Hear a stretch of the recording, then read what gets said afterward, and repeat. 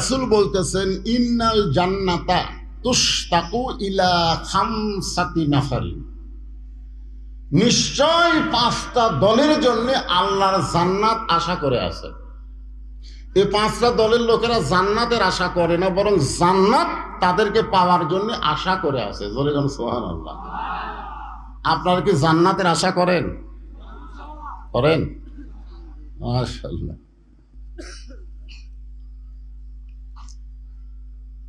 আসলে আমরা যেভাবে জাহান্নামের দিকে হাঁটতেছি, আমরা কিন্তু যে কাজকর্ম করতেছি, আমাদের চাল চরিত্র যেরকম, আমরা কিন্তু জাহান্নামের দিকেই যাচ্ছি। জোরে কোন কথা ঠিক কিনা? কিন্তু আমরা জান্নাত আশা করতেছি।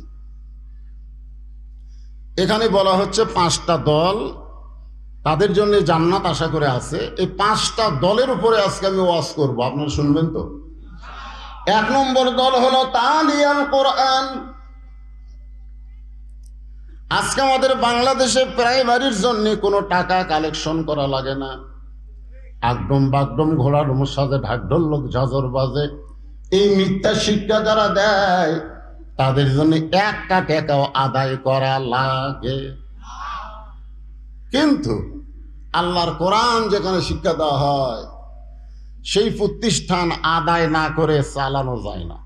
তাহলে 5টা দলের মধ্যে 1 নম্বর দল হলো তালিয়াল কোরআন।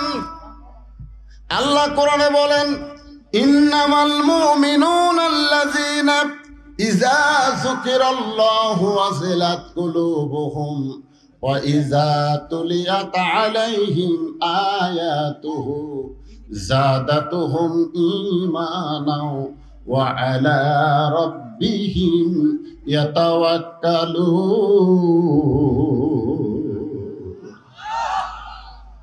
তাহলে তালিয়াল কোরআনের ব্যাখ্যা, আল্লাহ কোরআন দিয়ে কি বললেন? যে কোরআন যখন তেলাওয়াত হবে, এই কোরআন তেলাওয়াতের কারণে মানুষের ঈমান বেড়ে যাবে।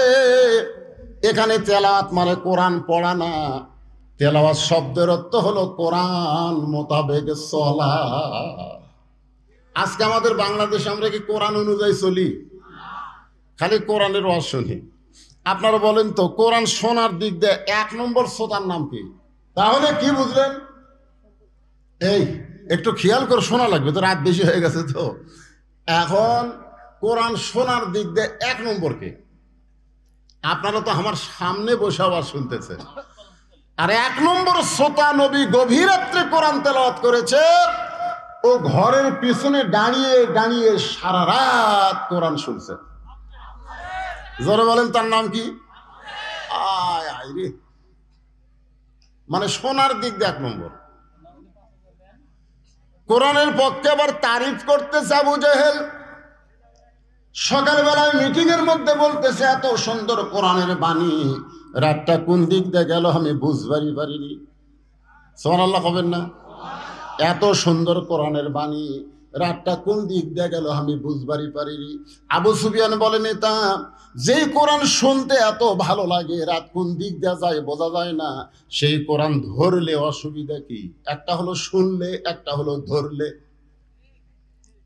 এই যে আপনারা শুনতেছেন, খালি শুনলে হবে না, এটা ধরা লাগবে, ধরা ধরা। আজকে যদি সব মুসলমান কোরআন ধরতে চাইতো, তাহলে প্রাইমারি ভিক্ষা করে চালান লাগতো, মাদ্রাসা ভিক্ষা করা লাগতো না। জোরে গান কথা ঠিক কিনা? আজকে সারা জীবন কোরআনের শত্রুতা করছে, কোরআনের হক কথা শুনবার চাইলে হক কথা বলবে, মাহফিল বন্ধ করে দিছে। ওই নেতা মরে গেলে আমরা অনেক হুজুর তার লাশের কাছে কোরআন শুনাই। জোরে কোন কথা ঠিক কিনা? সারা জীবন কোরআনের বিরুদ্ধে চারণ করছে, আর মরে গেলে কোরআন খতম দিয়ে তার জন্য দোয়া করতেছে, রব্বানা যালামনা।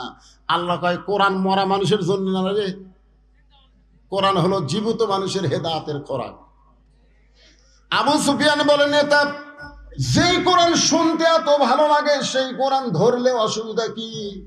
আবু জেহেল বলতে, আবু সুফিয়ান, এ কোরআনকে যদি গ্রহণ করি তাহলে তোর আমার নেতৃত্ব চলবে না, তোর আমার ভুয়া নেতৃত্ব চলবি না।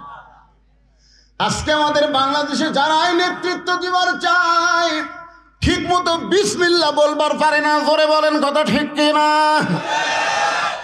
যদি আল্লাহর কোরআন তেলাওয়াত করবার না পারে তারা আসল নেতা না, তারা হলো ভুয়া নেতা। জোরে বলেন কি নেতা? আরো জোরে বলেন কি? জোরসে বলেন। জোর হলো না, আরো জোরে।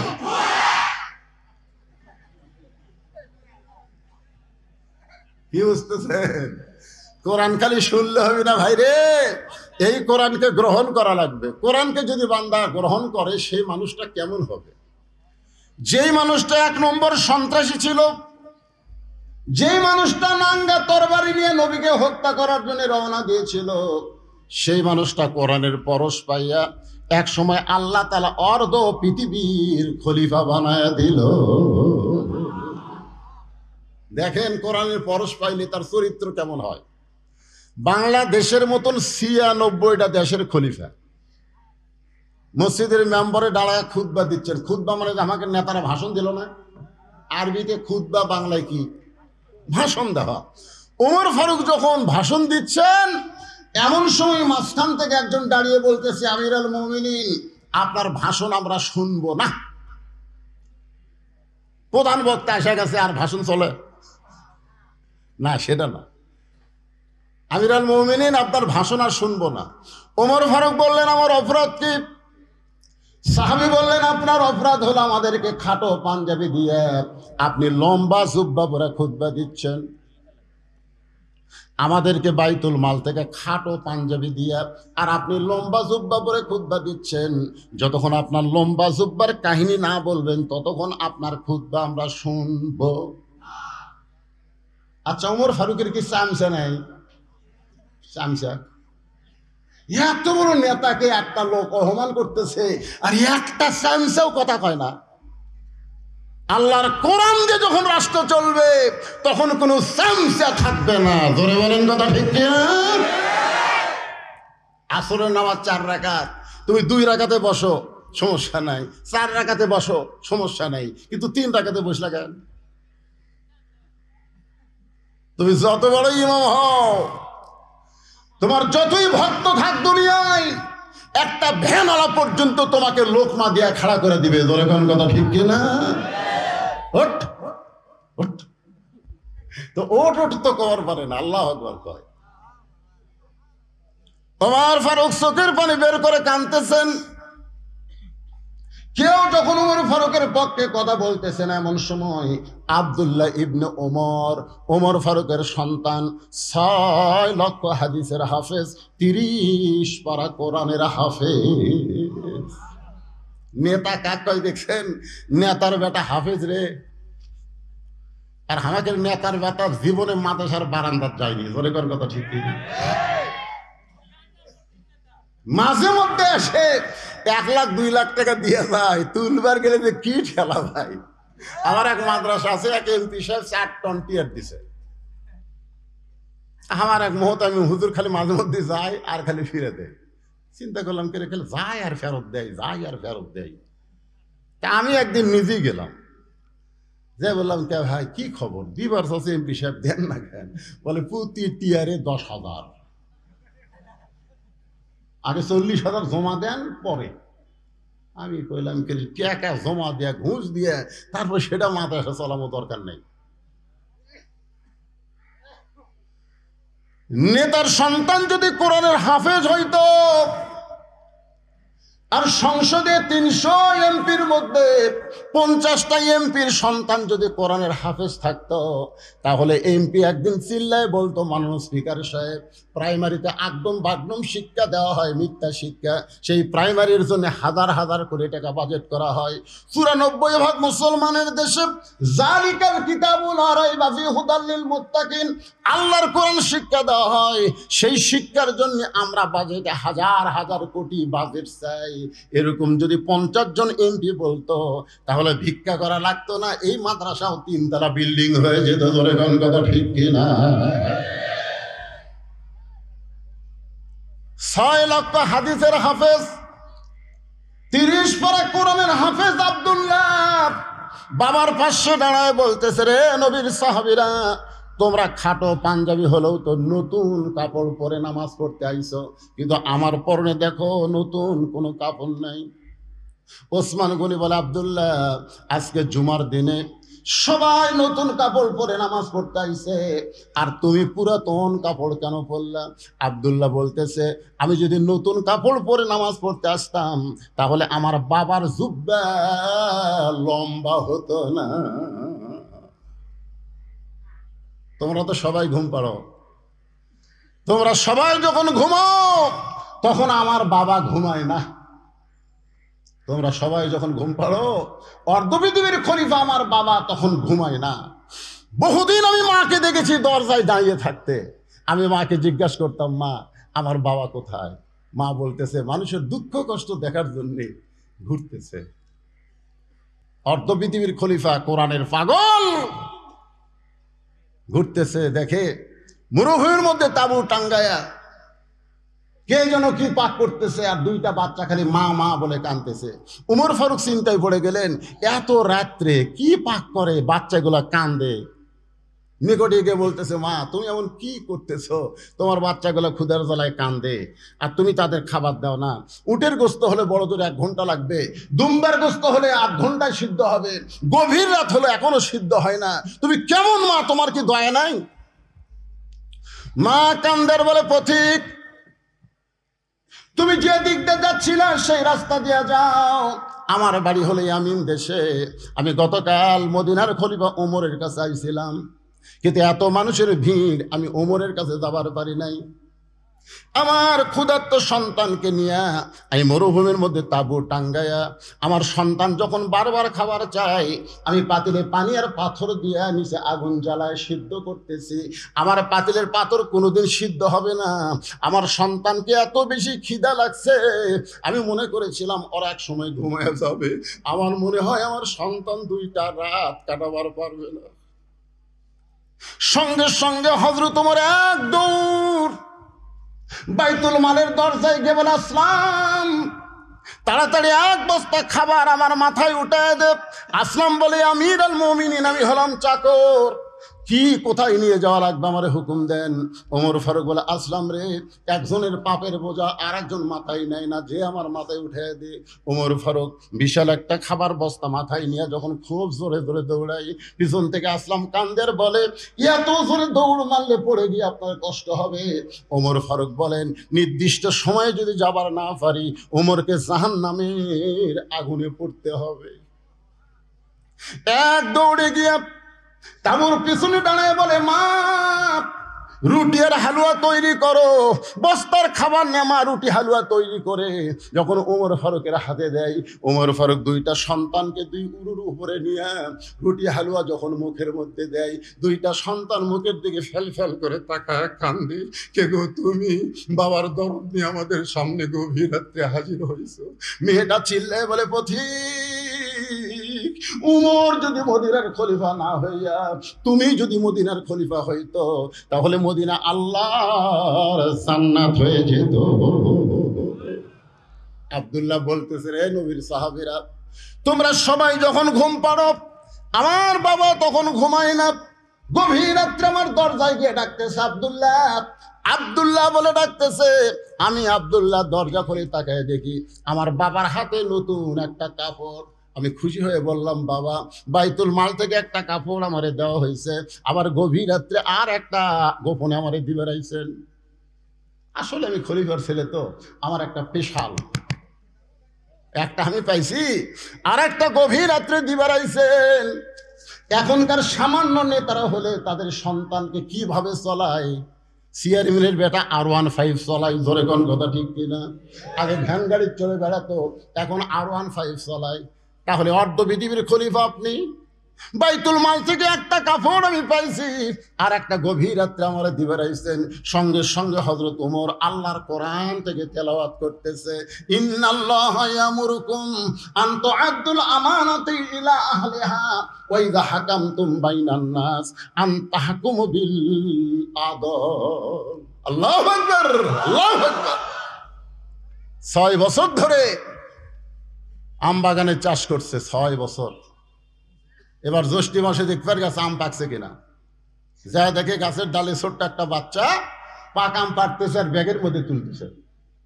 বাগানের মালিক বলে আমি খাইনি, আমার পরিবারের কেউ খায়নি, আর তুই আমার কাছে চলে আম পাড়তেছিস, তোর বাপক যা বিচার দেবো রে, এই তোর বাপক যা বিচার দেবো। ছেলে খালি মুচকে মুচকে হাসে।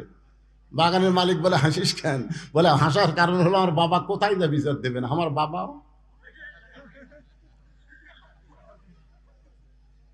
বাগানের মালিক তাকায় দেখে ওর বাপ আর এক গাছের চড়ে গেলে আম পাড়ে আর বস্তা ভরায়, গাছের নিচে বসে কান্দের বলে আল্লাহ বিচার দেবো কার কাছে, বেটাও চোর বাপও চোর। আজকে আমাদের বাংলাদেশের অবস্থা হয়েছে তাই, বিচার দেওয়ার জায়গা নাই। জোরে বলে কত কথা বল না, কথা বল না, খালি কথা না বলার কারণে আজকে বাংলাদেশে জালিমদের জুলুম বাড়তিছে। জোরে কোন কথা ঠিক না? গত সপ্তাহে 620 টাকা করে 1 কেজি গোস্ত কিনছে। এবার জামাই আইছে, শাশুড়ি বলতেছে 1 কেজি হবে না, 2 কেজি আনেন। তো এখন 1300 টাকা লিয়ে গেছে, 2 কেজি আনবে। 2 কেজির দাম হয় 1240 টাকা, লিয়ে গেছে কত? 1300। তো কসাইকে বলতেছে ভাই 2 কেজি গোস্ত দাও। 2 কেজি গোস্ত দেওয়ার পরে 1300 টাকা দিছে। কসাই টাকা নিয়ে বলতেছে আর 100। কে রে, গত সপ্তাহে লিয়ে গেলাম 620, আমাকে 60 টাকা ফেরত দে। না না না, আর 100 দেন, 700 করে লাগছে। ওই তখন আস্তে করে কষার দিকে তাকে দেখে সাইডে দাও থসে, খস করে দাও লিছে, লিয়ে যার উপর গোস্ত কাটে ওই খাটে মারছে লাত্তি। লাত্তি মারা কষার ঘাড়ের উপর দাও ধরে বলতেছে কত করে কেজি বল। কষাই বলতেছে আপনি যাও দিবেন, আপনার কাছে কোনো দরদাম নেই। জনগণ জবান খুললে জালেমের জুলুম কমে যাবে। জোরে কোন কথা বল না, কথা বল না, সব চুপ মেরে গেছে। যেই ভারত আমাদের বাবরি মসজিদ ভাঙ্গা, বহু ফাঁকা জায়গা ভারতে আছে না নাই? জোরে কোন আছে না নাই? ফাঁকা জায়গায় রাম মন্দির না বানায়া মসজিদ ভেঙ্গে মসজিদের জায়গাতে রাম মন্দির বানালো। আর সেই ভারতের জি বাংলা আমাকে মেয়েগুলো দেখে, একটা মরদ তাকে শাসন করে না। জোরে কোন কথা বল না, জবান বন্ধ হয়ে গেছে। বাংলাদেশের মুসলমান নামাজ না পড়তে পারে কিন্তু মসজিদকে জীবনের চাইতে ভালোবাসে। জোরে কোন কথা ঠিক কিনা? তো যেই ভারত আমাদের বাবরি মসজিদ ভাঙ্গা রাম মন্দির বানালো, সেই ভারতের চ্যানেল বাংলাদেশে চলবে? তা আপনার বাড়ি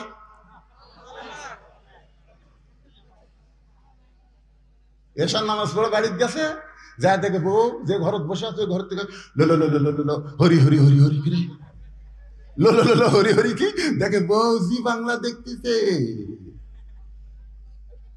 মারা লাগবে না খালি বন্ধুগণ, মুসলমানের ঘরে ভারত চলবে না। মুসলমান ভারতকে বয়কট ঘোষণা করলো। ধরে কথা ঠিক না? আমাদের কলিজা আগুন ধরে দিছে মসজিদের জন্য, শুধু মসজিদের জন্য 32,000 ফিলিস্তিনি শহীদ হয়ে গেছে। ধরে কথা ঠিক কিনা? শুধু মসজিদের জন্য ছোট ছোট বাচ্চারা পর্যন্ত জীবন দিচ্ছে। বাইতুল মুকাদ্দাস আমাদের দখলে দিবি না, এই জীবন আমরা রাখবো না। আর সারা ভারতের আমাদের বাবরি মসজিদ ভাঙ্গা রাম মন্দির বানালো, আর আমাদের বউগুলা ওদের চ্যানেল দেখতেছে। এই মেয়েরা ও শুনে কি হবে রে? আবার প্রজেক্টরের মাধ্যমে আমার দেখাচ্ছে।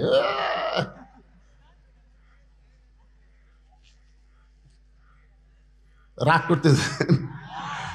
হ্যাঁ, 1 নম্বর হলো কোরআনের দল। ধরে বলেন কিসের দল?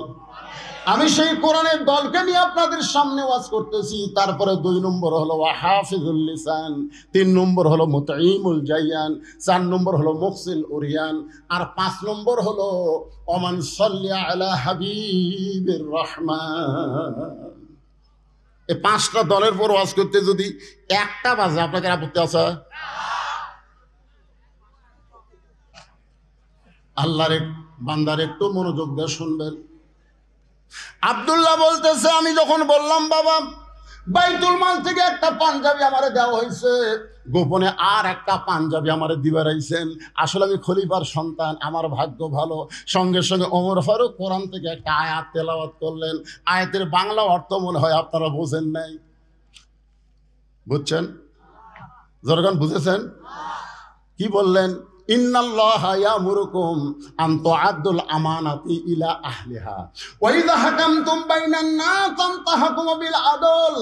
আব্দুল্লাহ রে, যেদিন থেকে মদিনার খলিফা হইছি সেদিন থেকে গোটা রাষ্ট্র আল্লাহ আমাকে আমানত স্বরূপ দিয়েছে। আমানত, জোরে কোন কি? এই পাঞ্জাবিটা আমার ভাগে পড়ছে বাজান, এই ছোট পাঞ্জাবি গায়ে দিয়া আগামীকাল খুতবা কেমনে দিব? তোর কাপড়টা একটু আমারে দান করে দে, তোরটা আর আমারটা মিলা আমি একটু লম্বা জুব্বা বানাবার চাই। আব্দুল্লাহ বাড়ি নবীর সাহাবীরা রে, আমার নতুন কাপড়ের টুকরা আমার বাবাকে দান করার পর বাবা সারা রাত তার কাপড় আমার কাপড় একত্র করে লম্বা জুব্বা বানায় খুতবা দেয়। এখন বলো খুতবা শোনা যায় কিনা যায়? সমস্ত সাহাবীরা কান্দে। আল্লাহর কোরআন দিয়ে যখন রাষ্ট্র চলবে, এমন ভালো নেতা মুসলমান দেখতে পাবে। তাহলে আল্লাহর কোরআনের দরকার আছে না নাই? আল্লাহ কোরআনে বলতেছেন, একটু মনোযোগ দিয়ে শুনবেন, জালিকাল কিতাবু লা রাইবা ফি হুদাল লিল মুত্তাকিন। এই কোরআনের মধ্যে কোনো সন্দেহ, ধোঁকা, গোজামিল, হুদাল্লিল মুত্তাকিন। দেখেন, হুদাল্লিল কাফিরিন নাই, হুদাল্লিল মুত্তাকিন। কেবলমাত্র যারা মুত্তাকি হবে তাদেরকে আল্লাহর কোরআন হেদায়েত দেবে। এই মুত্তাকির এক নম্বর বৈশিষ্ট্য হলো আল্লাযীনা ইউমিনুনা বিল গায়ব, অদৃশ্যের প্রতি বিশ্বাস স্থাপন করা। কেউ না দেখলেও কে দেখতেছে? আরো জোরে। এখনই আসর নামাজ পড়ছে, এখনই নামাজ পড়া জমির ধান দেখবার গেছে, ধান দেখবার যায় দেখে ওপর জমির পানি চলমল করতেছে, নিচে ওর জমির পানি নাই, চারিদিকে তাকাচ্ছে, কেউ নাই, কেউ নাই। আস্তে করে বসে, বুঝলেন, ওই দুই হাত দিয়ে আল কাটছে, কাটা ওই পানি দিয়ে হাত ধোছে, দুই আবার খাড়া হয়ে চারিদিকে তাকাচ্ছে। কেউ দেখেনি, আলহামদুলিল্লাহ, কেউ দেখেনি। আপনারা বলেন তো, কেউ দেখছে? কে? আজকে যদি এই বিশ্বাস আমাদের অন্তরে থাকলো, কেউ না দেখলো আল্লাহ দেখতেছে, একলাই 10টা সিল মারবে পারতো?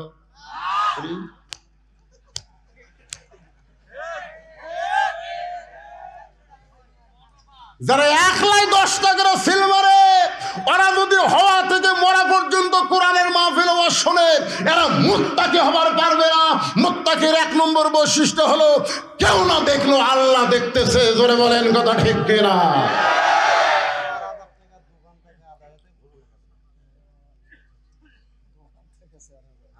এরা টাকা ঠিক করে ফেলে দিছে।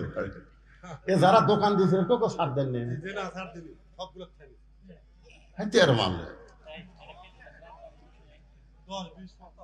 10-20-50 টাকা করে যারা দোকান দিছে ওর কাউকে ছাড় দেয়নি। এরপর থেকে আপনারা একটা নিয়ম করবেন, কোরআনের মাহফিলের পাশে যদি দোকান বসে, প্রত্যেক দোকানকে 500 টাকা করে নেবেন। এই সালারা কিন্তু মাহফিলের কিছু সোতার টান দিছে, জোরে কোন কথা ঠিক কিনা? ছাড় দেওয়া যাবে না। আজকে 4000 টাকা দোকানদাররা দান করছে, আল্লাহ তাদের দানকে কবুল করুক। জোরে কোন আমিন। জোরে বলে আল্লাহ। এই স্লিপ এখন দিয়ে না আদায় করছি, করতেছি।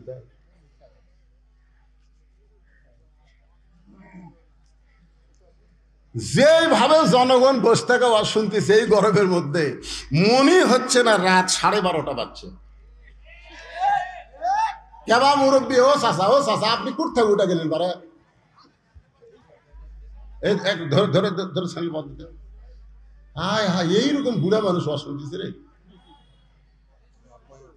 একটু মনোযোগ দিয়ে শোনেন। কোরআনের দল 1 নম্বর কিসের দল? কোরআনের দলের উপর কথা বলতেছে, একটু মনোযোগ দেন। এরপরে আল্লাহ বলতেছে আল্লাযীনা ইউমিনুনা বিল গায়ব। এরপরে বলা হচ্ছে ইউকিমুনাস সালাত, নামাজকে কায়েম করা লাগবে। নামাজ পড়লে হবে না, নামাজ কায়েম করা লাগবে। জোরে কোন কি করা লাগবে? আমার এলাকার এক মুয়াজ্জিন, বুঝলেন, ফজরের আজান যখনই দেয়, চারিদিক থেকে 4-5টা কুত্তে আসে ওই মসজিদের জানলার কাছে উ উ উ।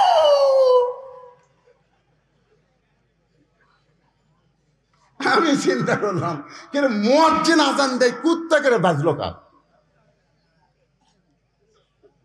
একদিন আমি মুয়াজ্জিনকে বললাম, কে মুয়াজ্জিন ভাই, আপনাকে এখন সবচাইতে বিরক্ত কে করতেছে? কয় হুজুর, 4-5টা কুত্তে হুজুর। এই এরা ঘুম পাড়ে, কিন্তু আমি যে আজান দেওয়া শুরু করি এরা মসজিদের জানলার কাছে এসে উ উ করে। আমি কইলাম, কি জন্য করে ভাই? কই হুজুর, আমি তো বুঝবার পারতেছি না। আমি মুয়াজ্জিনকে কানে কানে কইলাম, মুয়াজ্জিন আপনি সত্যি করে বলবেন, আল্লাহ কোরআনে বলেছেন, ওয়ামান আহসানু قولا ممن دعا إلى الله وعمل صالحا وقال إنني من المسلمين। আচ্ছা, আপনি যে আসসালাতু খায়রুম মিনান নাওম বলতেছেন ফজরের আজানে, আপনার বেটা নামাজ পড়ে? মুয়াজ্জিন বলতেছে, হুজুর আমার 3টা আইডিয়া আছে, এক শালা নামাজ পড়ে না। আমি করবো এই জন্য কুত্তা লোকমা দিছে যে তুমি আজান দাও, তোমার বেটারাই নামাজ পড়ে না। ওয়াকিমুস সালাত মানে কি? শুধু মুয়াজ্জিন নামাজ পড়লে হবে না, মুয়াজ্জিনের 14 গোষ্ঠী নামাজ কায়েম করা লাগবে। জোরে কথা কন না কেন? মুমিনদের 2 নম্বর বৈশিষ্ট্য হলো নামাজ কায়েম করতে হবে। বর্তমান প্রধানমন্ত্রী 564টা মসজিদ বানা দিছে, আলহামদুলিল্লাহ। কোন আপনাদের মানদাত আছে না নাই? নাই? আচ্ছা, হচ্ছে তো, হবি না? এই মসজিদের নাম কি? মডেল মসজিদ। জোরে বলেন, নাম কি? এক নেতা আমারে কয়, হুজুর আপনারা বক্তারা আমাদের প্রধানমন্ত্রীর কোনো সুনামি করেন না। প্রধানমন্ত্রী 564টা মসজিদ বানায় দিচ্ছে, সেই প্রধানমন্ত্রীর নামে কিছুই বলেন না। আমি বললাম, প্রধানমন্ত্রী 564 কেন, 5 লক্ষ মসজিদ বানায় দিলেও কোনো লাভ হবে না। কারণ মসজিদ বানানোর জন্য আল্লাহ প্রধানমন্ত্রী বানায়নি, আল্লাহ নামাজ কায়েমের জন্য প্রধানমন্ত্রী বানাছে।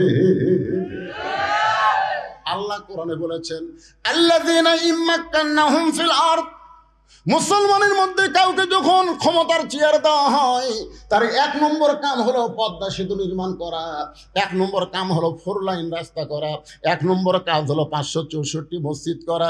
এগুলা সবই কাজ, তবে 1 নম্বর কাজ হলো নামাজ কায়েম করা। আজকে যদি প্রধানমন্ত্রী ঘোষণা করে যে করোনার সময় কি করলো পুলিশেরা, মুখত খালি মাস্ক না থাকলে কি করতো মনে আছে আপনাকে? আমি একটা মৌলানা মানুষ, আমার মুখত মাস্ক নাই, 5,000 টাকা জরিমানা। আপনারা দেখেননি, ফেসবুকে দিছিল। হ্যাঁ, মানে আমারটা এই জন্যই করছে যে আপনি একটা মৌলানা হয়ে মুখত মাস্ক পরেননি, এই রাগের ছড়ি। আসলে 200 টাকা জরিমানা, কিন্তু আমার 5,000 করছে। আপনারা বলেন, প্রধানমন্ত্রী যদি ঘোষণা করে, শুধু মডেল মসজিদ নয়, মডেল মসজিদে মুয়াজ্জিন যখন আজান দিবে, ওই আজান দেওয়ার সাথে সাথে মুসলমান দাবি করে মসজিদের মধ্যে ঢোকে না, ওদের পাছার কাপড় খুলে 5টা করে বাড়ি। এই আইন যদি প্রধানমন্ত্রী চালু করে দেয়, আপনারা বলেন তো আমাদের যুবকেরা আজান দেওয়ার পরে বেড়ে ঘুরবি? আমাদের যুবকেরা যদি 5 ওয়াক্ত নামাজ পড়তো, তাহলে আপনার বলেন তো যুবকদের চরিত্র কেমন হতো? কে বলেছে? এজরকান কে বলেছে? আল্লাহ বলেছেন, ইন্নাস সালাতা তানহা আনিল ফাহশাই ওয়াল মুনকার। একমাত্র নামাজই পারে মানুষকে যাবতীয় খারাপি থেকে বাঁচায় দিতে। এরা কিন্তু রাত 1টার পরে সবাই যখন ঘুমায় যায়, বাপ মা ঘুমাইছে, জানলা দরজা বন্ধ করে 4G মোবাইল, ওয়াইফাই দেওয়া আছে, এখন অশ্লীল ভিডিও বার করে। যদি নামাজ পড়তো, সেই যুবক কোনোদিন মেসির সাপোর্টার হতো না। যে ব্যক্তি 5 ওয়াক্ত নামাজ পড়ে, সেই যুবক কোনোদিন নেইমারের সাপোর্টার হতো না। যেই যুবক 5 ওয়াক্ত নামাজ পড়ে, সে কোনোদিন আর্জেন্টিনার পতাকা টাঙ্গাতো না। জোরে কোন কথা ঠিক কি না? আপনার এলাকার একটা যুবক আপনি বার করেন, যে যুবক 5 ওয়াক্ত নামাজ জামাতে পড়ে, ওই আবার আর্জেন্টিনার জার্সি গাওয়াত দেয়, একটা বার করেন। তাহলে আল্লাহর কোরআন সত্য না মিথ্যা? আল্লাহর কোরআন বলতেছে ইন্নাস সালাতা তানহা আনিল ফাহশাই ওয়াল মুনকার, একমাত্র নামাজই পারে মানুষকে যাবতীয় খারাপি থেকে বাঁচায় দিতে। কোরআনের দল সম্পর্কে অনেক সময় বললাম, এবার 2 নম্বর দল হলো ওয়া হাফিজুল লিসান, জবানকে সংযত করা। এখন 3 জন একত্রে চা খাওয়ার বসলে বসে করে তুই কাক ভোট দিব রে, এ মনোযোগ দিয়ে শুনবে। তা আপনাকে মার্কা বাড়াচ্ছে নাকি? মার্কা বাড়াচ্ছে এখনো বাড়ায়নি। তো যাই হোক, ওই কবি না ভাই, আমি অক দিবার চাচ্ছি না, ওই কবি হামুতে। আল্লাহ রাসূল বলতেছে 2 নম্বর জান্নাতি দল হলো যারা নিজের জবানকে সংযত করবে। এখন একটা গান ভাইরাল হয়েছে, একজন মানুষ হইয়া তুমি কয়জনকে বিলাও মন, মুখে তোমার ভালোবাসা অন্তর কয়লার মতন, একজন মানুষ হইয়া তুমি কয়জনকে বিলাও। তোমার জবান আছে বলে তুমি সব কিছু বলতে পারো না, জবান আছে বলে তুমি গীবত করতে পারবা না, পরনিন্দা করতে পারবা না। আল্লাহ রাসূল বলেছেন তোমার মুখের জবান আর 2 উরুর মাঝখান তুমি যদি হেফাজত করতে পারো, আমি আল্লাহ তোমাকে জান্নাতের জামিন হয়ে গেলাম। এই যে জবান সারাদিন ধরে মারছে, সারাদিন ধরে মারছে, তারপরে লা ইলাহা ইল্লাল্লাহ জবান থেকে সরাবার পারে নাই। সারা রাত বুকের উপর পাথর চাপা দিয়ে রাখছে, তারপরও জবানকে আল্লাহ ছাড়া অন্য কোনো দিকে ফিরাবার পারে নাই। সকালবেলা আবু জেহেল দেখে বুকের পাথর নিঃশ্বাসের সঙ্গে উঠতেছে আর ডাকতেছে। ওতবা সাহেবা বলে এত ওজনের পাথর দিলাম বেলালের বুকে, এরপরেও তো বেলাল ইল্লাল্লাহ লা ইলাহা ইল্লাল্লাহ বাদ দেয় নাই। আবু জেহেল বলতেছে তাহলে আর জিব্বা টেনে বের করে জিব্বার মধ্যে পেরেক মারা লাগবে। ও হাফিজুল লিসান, একটু মনোযোগ দিয়ে শুনবেন, মুখের জিব্বা টেনে বের করে ওই জিব্বার মধ্যে যখন পেরেক মারে, সেই সময় বাউল কাটা খেজুর কাটার চাইতো মোটা বেলালের জিব্বা টেনে বের করে একে একে জিব্বার মধ্যে কাটা ঢুকাই দিচ্ছে। এরপর বেলালের জবান ইল্লাল্লাহ আল্লাহ তাহার জিকির করতেছে। মুসলমানের দরজা আবু বকর বেলালকে 1000 আশরাফি দিয়ে কিনে যখন নবীর কাছে নিয়ে যায়, আল্লাহ নবী তাকায় দেখে বেলালের জিব্বা মুখ থেকে অনেক বড় বের হয়ে গেছে। নবী টেনে টেনে কাটাগুলো বের করে বেলালের জিব্বার আগায় একটা চুমা খায়, সঙ্গে সঙ্গে জিব্বাটা পূর্বের মতো হইয়া বেলালের মুখের মধ্যে যখন ঢুকে যায়, আল্লাহ নবী বলে বেলাল রে, তোমার জন্য আল্লাহ কোরআনের আয়াত নাজিল করেছে। আল্লাহ বলেছেন ইন্নাল্লাযীনা ক্বালু রাব্বুনাল্লাহু সুম্মা ইসতাকামু তাতানাজ্জালু আলাইহিমুল মালায়েকা আল্লা তাখাফু ওয়া লা তাহজানু ওয়া আবশিরু বিল জান্নাহ। বেলাল রে, দুনিয়া থেকে বিদায় নেওয়ার সাথে সাথে আল্লাহ তোমার জন্য 8টা জান্নাতের দরজা খুলে দিবে। বেলালের চোখ দিয়ে দর দর করে পানি পড়ে। রাসূল বলে বেলাল সুবহানাল্লাহ কও। বেলাল কয় হুজুর মরে গেলে আল্লাহ জান্নাত দিবে, এত কষ্ট করে জবানকে হেফাজত করলাম, ওই কাফেরদের কথা না শুনে আল্লাহর জিকির করলাম, এর বিনিময়ে কি আল্লাহ দুনিয়াতে আমারে কিছুই দিবে না? রাসূল বলে বেলাল তুমি কি চাও? বেলাল বলে গোপনে আল্লাহ জিকির করার পরে এত কষ্ট যারা আমাকে দিল, সে আল্লাহু আকবার জোরে জোরে আমি বলবার চাই। রাসূল বেলালের কপালে চুম্বন দিয়ে বলে বেলাল রে, মক্কায় আল্লাহ জোরে বলার পরিবেশ নাই, যেদিন জোরে বলার পরিবেশ হবে সেই দিন সবার আগে তুমি আল্লাহু আকবার জোরে মুয়াজ্জিন হয়ে আযান দিবে। আজকে আমরা সেই জবানকে সাইজ করার জন্য একবার তাকবীর দেওয়া লাগবে। পারবেন ভাই? গলা খাকারে দেন লিল্লাহি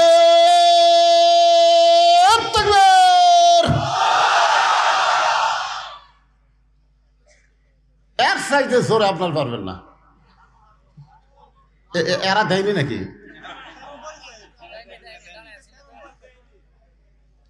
সব মিডিয়া, আজকে মিডিয়ার হেডলাইন কি হবে? ভুয়া ভুয়া। এবার সবাই দেবেন একসাথে লিল্লাহি তাকবীর, আল কোরআনের আলো কোন জায়গাত করলেন বোঝা গেল না, ঘরে ঘরেও না, সংসদেও না, অ্যাঙ্গেলে মার দেওয়া লাগবে। আপনারা বলবেন সব জায়গায় আলো, আল কোরআনের আলো, কোরআন হাদিস যেখানে, দুনিয়ার মুসলমান লিল্লাহে তাকবীর। 3 নম্বর হলো ওয়ামুতঈমুল জায়ান, যারা ক্ষুধার্তকে অন্ন দান করবে। ক্ষুধার্তকে অন্ন দান করা বোঝেন? আমাদের বাংলাদেশে কতগুলা লোক আছে প্রত্যেক বছর হজে যায়, যায় কি যায় না? এ কথা কোন যায় কি যায় না? সেদিন দেখলাম এক বক্তা ওয়াজের মঞ্চে বলল, আমি 51 বার হজ করছি। কতবার? আপনারা বলেন তো, ওই বক্তার বাড়ির আশেপাশে কি কোনো গরিব নাই? হজ জীবনে কয়বার করা লাগবে? তাহলে 51 বার যে করছে,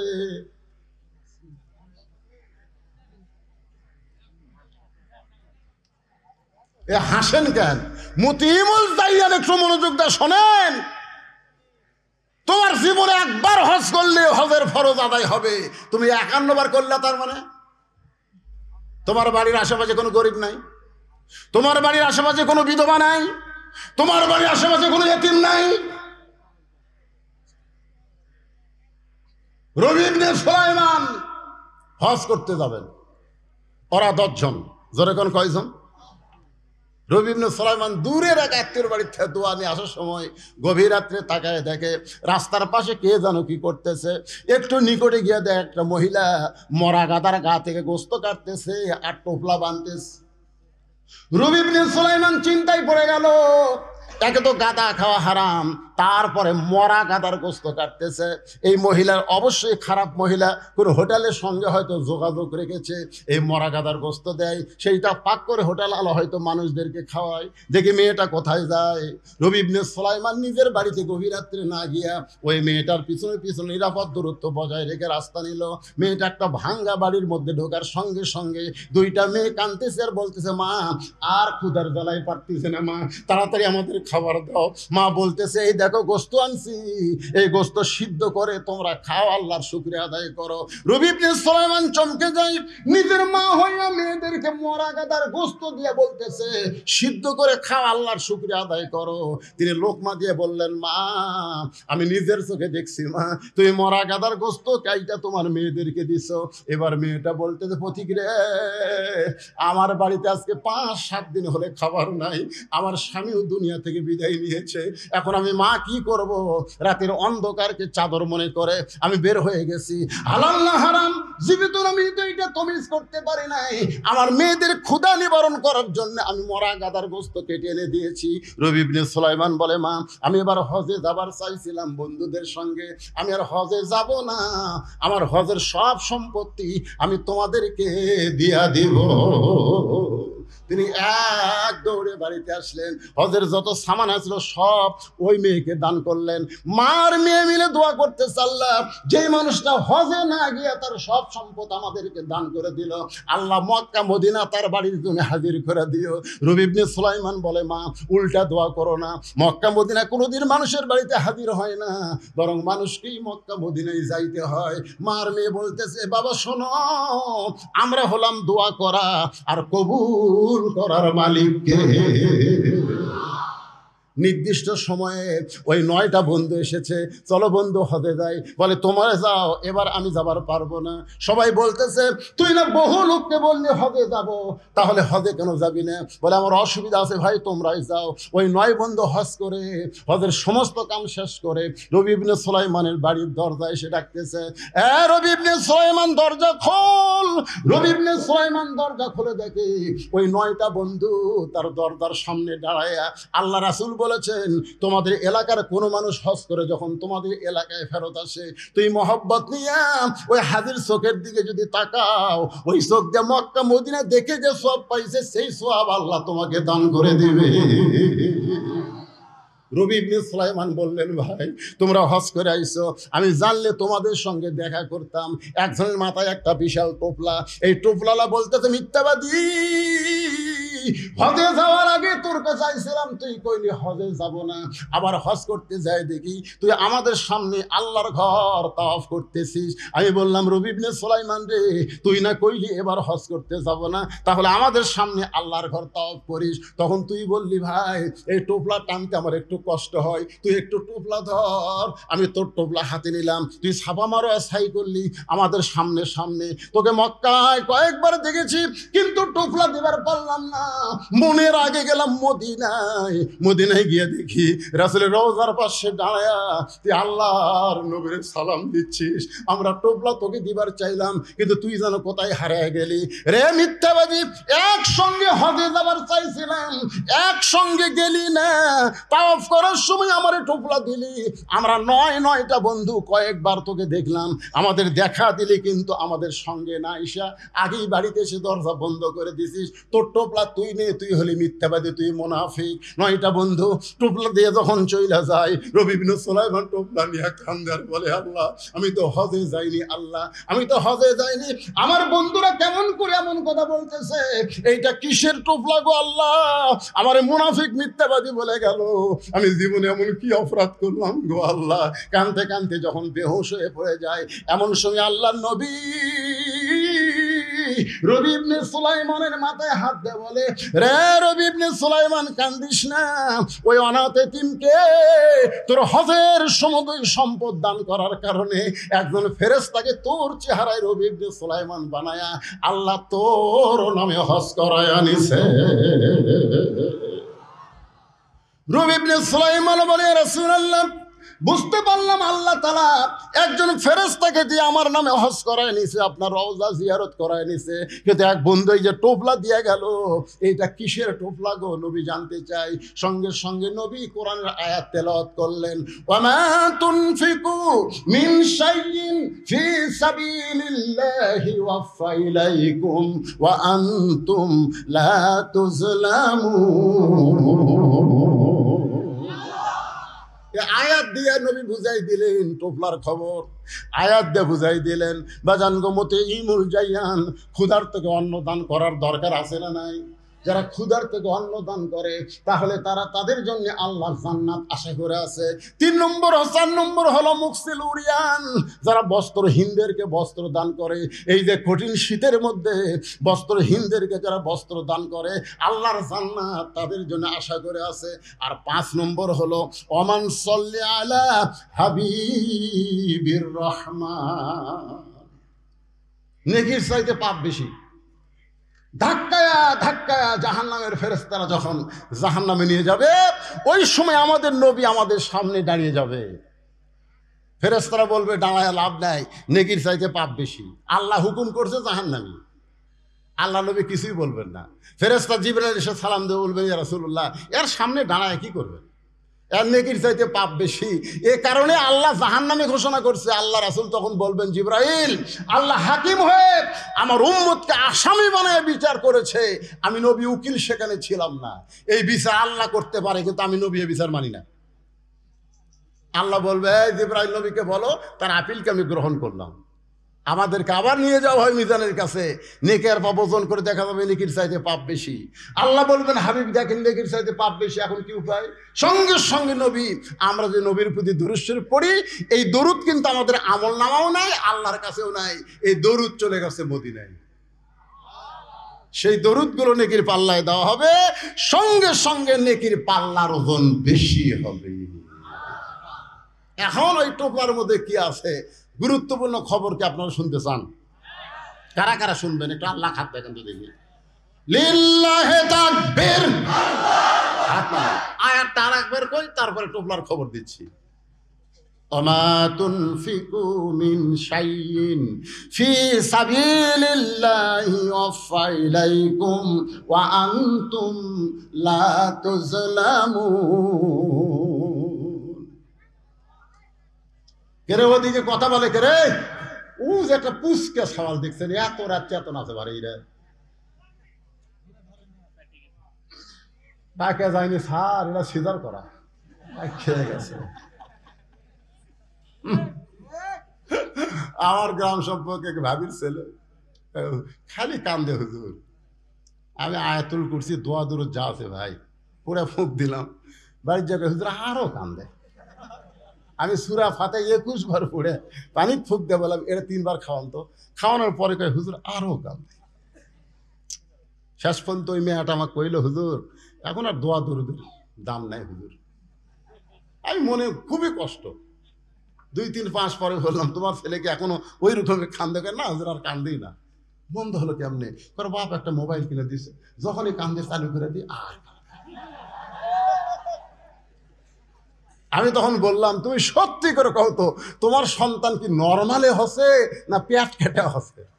তখন না হুজুর নরমালে হয়নি, পেট কাটা। তো পেট কাটা সন্তান তো এরকম হবে, কারণ জন্মের আগে ওরকম বার করছে। ভাই রে শোনেন, নরমালে প্রত্যেকটা মায়ের বাচ্চা হবে। আজ থেকে 20 বছর আগে সিজার আসলো। আপনার কথা কন না কেন? যার বয়স 22 বছর ওই সিজার। আমার দাদি কসে তো টাইনা বার করতে তোর মাথা লম্বা হয়ে গেছিল রে, পরে মাথা থেবে থেবে আমরা গোল করছি। শোনেন, নরমালে সব বাচ্চাই হবে, সব বাচ্চাই নরমালে হবে, কিন্তু কতগুলো মায়ের ধৈর্য কম, কান্দে।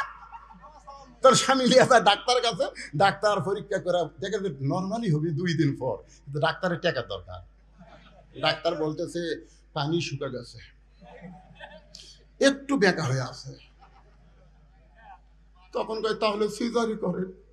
সিজার করে দেখে আর ঘুমই ভাঙেনি, কারণ 2 দিন পরে যাই হবি আর ঘুম ভাঙিছে। তখন পেটের মধ্যে বার করে এইরকম একটা ঘুরেন দেয়, বুঝলেন? এইরকম যেই ঘুরেন দেয়, ঘুরেনে ছোট মাথার ঝাঁকি খায়, ওই যে ঝাঁকি খাওয়া খাসে ভাই, এখন মোবাইল ছাড়ার ভাত খায় না। ধরে তোর কথা ঠিক না? এখন রাত বাজতেছে তো 5 মিনিট কমে 1টা, তাও ওই পুষকে ঘুরতেছে। তুই কি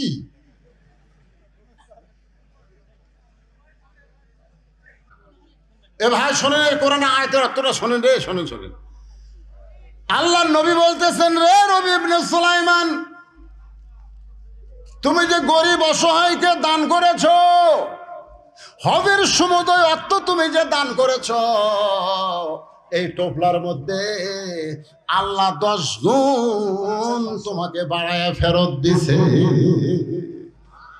ওমা তুনফিকু মিন শাইইন ফি সাবিলিল্লাহি ওয়াফা ইলাইকুম। আপনার যে আজকে দান করতেছেন, এদের টাকা দিচ্ছেন, আপনারা মনে করতেছেন আল্লাহ আপনার কাছ থেকে কাড়ে নিচ্ছে? আল্লাহ আর 10 গুণ আগামীকাল আপনাকে দিবে। বিশাল একটা অ্যাক্সিডেন্ট ছিল আপনার আগামীকাল, সে অ্যাক্সিডেন্ট থেকে আল্লাহ আপনাকে হেফাজত করবে। আপনার ছেলে হয়তো বিপদে পড়তো, মেয়ে বিপদে পড়তো, সমস্ত বিপদ আপদ, আসমান, আপনার জমিতে ধান আছে, আসমানের বেলা জমিনের বেলা থেকে আল্লাহ আবাদগুলো হেফাজত করবে। আল্লাহ বলেছেন আমাকে দাও, আমি রহমত স্বরূপ 10 গুণ তোমাকে দুনিয়াতে দিব, আর আখেরাতে আল্লাহ আপনাদেরকে জান্নাত দিয়ে দিবে। আল্লাহ সবাই ইস্তিগফার, আস্তাগফিরুল্লাহ রাব্বি মিন কুল্লি জামবি ওয়া তুবু ইলাইহি, লা হাওলা ওয়ালা কুওয়াতা ইল্লা বিল্লাহিল আলিয়্যিল আযীম।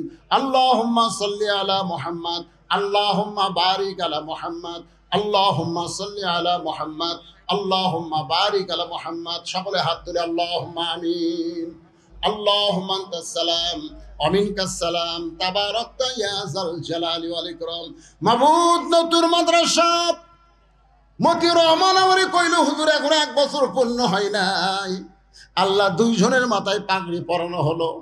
আল্লাহ সেই প্রথম অধিবেশনে তোমার বান্দারা রাত 1টা পর্যন্ত জান্নাতের বাগানে বসেছিল। আল্লাহ মেহেরবানি করে আজকের মাহফিল আমাদের সকলের হেদায়েতের জন্য, নাজাতের জন্য, জান্নাতের জন্য কবুল করে না।